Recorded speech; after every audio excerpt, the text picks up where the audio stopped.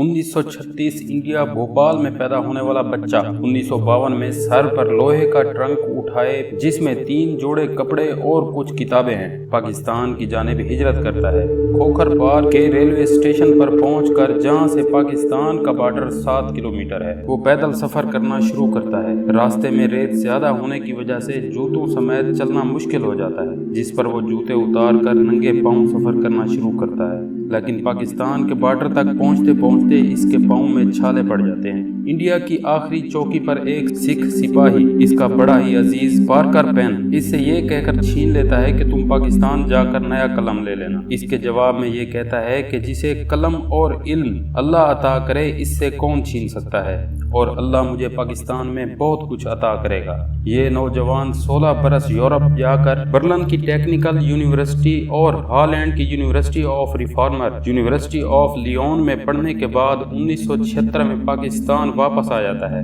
और यहाँ आकर पाकिस्तान की सर्च लेबॉर्ट्री कोटा में शमूलियत इख्तियार कर लेता है। ये पाकिस्तान के एटमी प्रोग्राम को पाया तकमील तक पहुंचाने के लिए दिन रात मसरूफ़ अमल हो जाता है, और आखिरकार वो दिन आ जाता है कि एक पैदल चलकर आने वाला नौजवान की शबाना रोज मेहनत का समर मिलता है, और आखिरकार पाकिस्तान 28 मई 1998 को एटमी कुव्वत बनकर पूरी दुनिया के नक्शे पर एक मुस्लिम कुव्वत बनकर उभरता है। और ये सहरा इसी नौजवान के सर जाता है जिसे दुनिया डॉक्टर अब्दुल कदीर खान के नाम से जानती है। शायद इन्हीं के लिए इकबाल ने लिखा है कि हजारों साल नरगिस अपनी बेनूरी पर रोती है, बड़ी मुश्किल से होता है चमन में दीदावर पैदा, और हमारा लहू भी शामिल है ताज़ीन गुलिस्तां में, हमें भी याद रखना चमन में जब बहार आए। सद अफसोस कि हमारी कौम हीरोज को तब याद करती है कि जब हमने इनको खो दिया होता है। ऐसे बुलंद हौसले वाले और अजीम इंसान को मैं पूरी कौम की जानिब से सलाम पेश करता हूँ। अल्लाह आपके दर्जात बुलंद करे